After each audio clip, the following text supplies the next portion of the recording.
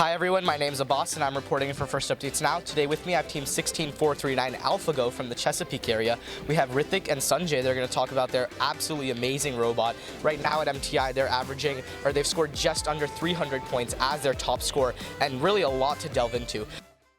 This video on First Updates Now is made possible by viewers like you and also the following sponsors. Did you know that over 30% of the student population at Kettering University was in high school robotics? These same students have received a portion of over $7 million from robotics scholarships from Kettering University. See why so many in First choose to go to Kettering University at kettering.edu. If you're a college student or recent graduate looking for an incredible internship, take a look at Stryker. Stryker provides a housing stipend, great pay, and an opportunity to work with state-of-the-art medical technology equipment. Discover why so many First alumni are coming to Stryker for their internship or career at careers.stryker.com. Rithik, why don't we just start with, the base part of the robot, your drivetrain. We've noticed that you guys have a super smooth suspension system. What went into that? Why did you guys decide to do suspension? Really tell us all about it. Sure. So for our suspension, we chose to do this because it allows for smooth movement over the barrier, and we can get really fast cycles when we travel in a diagonal path from the freight to the shipping hub. As you can see here, each mechanical wheel is on an individual pod that is sprung down. They are forced down, and then they have a zip tie physical limit, so that way they can't go down past a certain point. And we can get really fast cycles by doing this diagonal path. This has really worked well for us throughout our matches, and it's helped during autonomous as well. Yeah, no, I mean, we've seen you guys keep up cycle after cycle with, the top teams in the world, you included. And did you guys decide to do suspension right from the beginning? Was it something you guys decided after, like, a first meet or a first competition? Talk about that. So initially we had a design for a Rocker 8WD. But after so much testing, we figured out that that was not like a viable solution for us, as it just had so much issues with going over the barrier smoothly.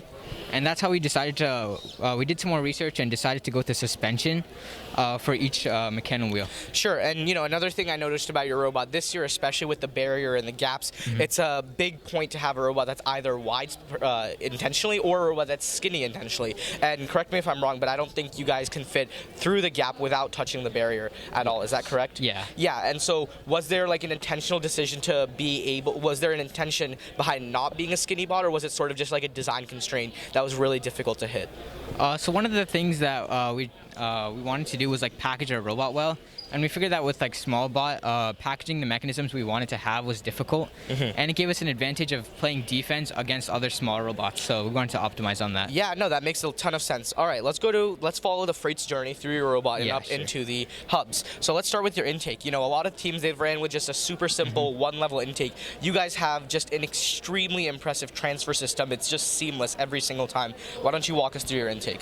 Okay, so when the match starts, the intake folds down with this servo and string linkage right here. And the string linkage allows for, even if a robot was to hit or we run into a wall, the intake can still fold up without damaging the servo. And the intake uses stiff tubing right here and flexible tubing in the back. It's powered by an 1150 RPM motor. And spin it. It goes straight into our deposit right here, and the servo right here latches it with a small gripper, and it's stored in our deposit box nice and free. Wow. And so is your intake something you guys just got right on the first time, or were there iterations you went through? The most iterations we went through was the type of material that our intake was. So we tested a lot with different materials of tubing and different durometers. We found that the stiff tubing in the front would really help launch the cube right into the deposit box. I see. Yeah, no, that's super impressive. And, another thing I've noticed about your robot is that you guys just have really impressive looking plates all around, right? Your drive plates, your intake plates. So I noticed you guys went with Delrin and not aluminum or polycarbonate or an option like that. Is there a reason behind that? One thing we just want to explore different kinds of materials. So if you see our side panels are made out of ACM. This is super light, and as an already heavy bot, we wanted to optimize on its weight. So that's why we chose Delrin for the intake plates and nice ACM on the outsides. All right. Okay, let's go over to the next part. So now that your freight's in your deposit box, how does your lift work? What degrees of motion does it have? What did you guys what were you thinking through when you made your lift? Yep. So we have a virtual 4-bar system, but it can also rotate independently. can also rotate independently, coaxial on this belt pulley. And this entire virtual floor bar is made out of carbon fiber. So that way it's really lightweight when we're depositing. And this can rotate with a servo that's all packaged inside this red acrylic panels. All right, no, yeah, that's super impressive, and I'm really intrigued by your gripper for the top. I know a lot of teams, some they have a kicker, some they just don't have anything, and just let gravity do its work. So did you guys have that gripper there all the way from the beginning? Did you make any changes to it? See anything from other teams? So initially we had like a claw that would hook on, and the cube was really like loose, and we found this to be an issue because when the claw was opening, it would interfere with the intake while it was spinning. So that's why we would switch to like a gripper design that holds a nice tight grip on the freight. Yeah, no, that's really impressive. And another thing I noticed with your intake to deposit transfer was as soon as the block was in your deposit, everything just stopped, and maybe even your intake rotated outwards a little bit. Is that intentional? Like, what's the programming, or maybe some automation behind that? When we drive into the warehouse, we noticed that like all the freight is like scattered together, and it's really like cramped in there. So as soon as the distance sensor detects one freight and goes in, the intake automatically reverses to shoot out any other freight that's within this reach. I see. That's amazing. And a robot that's at MTI, the all-star event for FTC, it doesn't have only good hardware, but extremely good software. So why don't we pass it over to Sanjay, talk a little bit about the unique software aspects of your robot, and learn more about what goes into making such a consistent autonomous. Yeah, sure. So Sanjay, the first question I have is, how do you navigate an autonomous? How do you know where you are? What has gone into making sure that's as consistent as it can be? Yeah, sure. So this year, since one of our main goals from throughout the season was to go over the barriers as smoothly and as fast as possible, we went with a suspension design, as you know, and because of this, we weren't able to use odometry, so we stuck with drive encoders this year. A combination of this and distance sensors for relocalizations allowed us to have a very accurate robot position throughout the entire autonomous period. To do this, we derived our own custom formulas for figuring out how much distance there is. We even made a library about this and are going to make it public soon. But this was very accurate, and with a combination of these sensors and the drive encoders, we got it very consistent.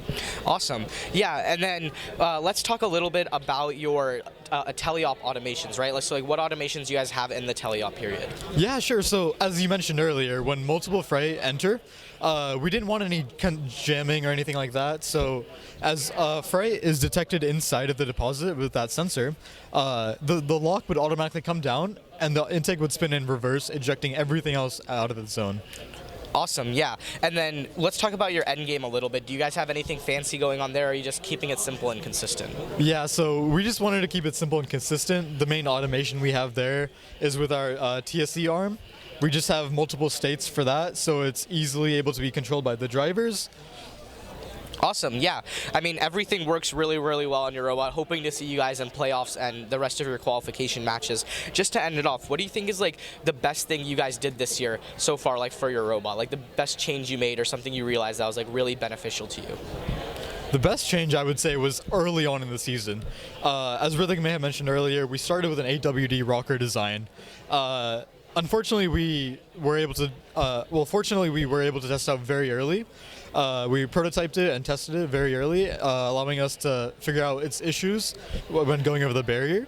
That allowed us to switch to the suspension design a lot early on through that season.